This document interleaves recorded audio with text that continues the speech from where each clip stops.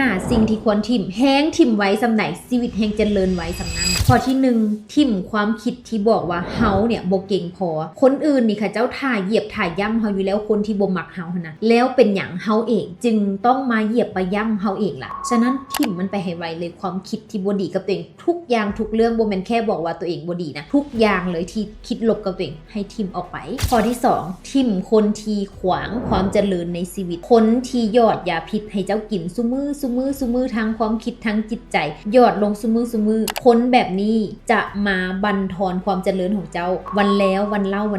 าผ่านคำเว้าที่บ่ดีให้เจ้าฉะนั้นมันไผ่ที่มีคนแบบนี้ในชีวิตนะตัดออกจากชีวิตให้ไวถ้าหากว่าเป็นคนในโซเชียลก็คือบล็อกไปเลยบางทีเป็นพ่อเป็นแม่เป็นญาติพี่น้องก็อาจจะเว้นระยะห่างก่อนเพื่อไปสร้างโตบอกอีหยังพวกนี้ฉะนั้นสิ่งเหล่านี้มันเป็นสิ่งที่สำคัญเคยได้ยินคำนี้บอกว่าเวลาที่เฮาอยู่กับสิ่งที่มันท็อกซิกหรือว่าคำเว้าที่มันเสียบแถมบ่อยๆเฮาเนี่ยจะเป็นคนที่คิดลบ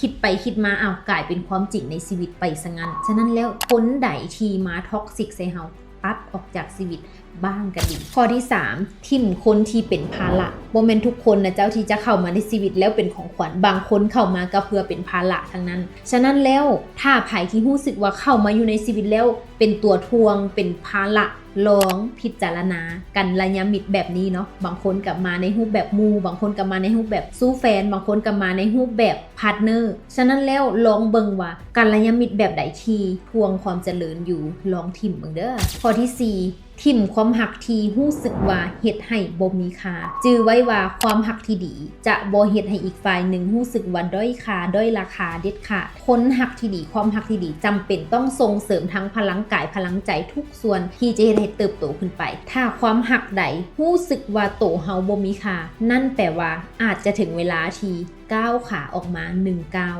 แล้วหันกลับไปเบิ่งว่าแมนหรือบ่แมนจุดที่เฮายืนนั้นเนาะข้อที่5ทิ่มนิสัยที่ทำให้ตัวเองทั้ง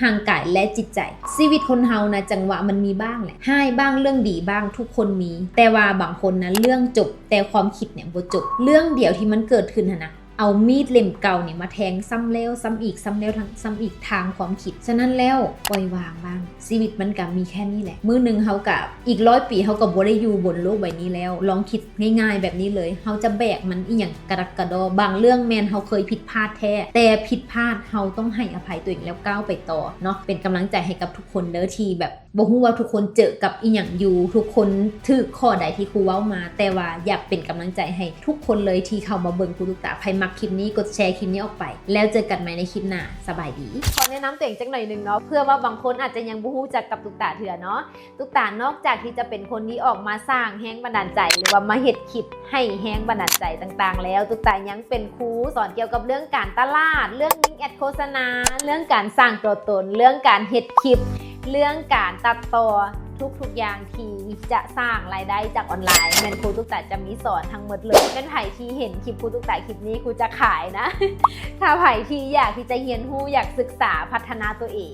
มักสไตล์ในการสอนแบบที่ครูตุ๊กตามักการถ่ายทอดแบบนี้ไผ่ยังเรียนคอร์สใด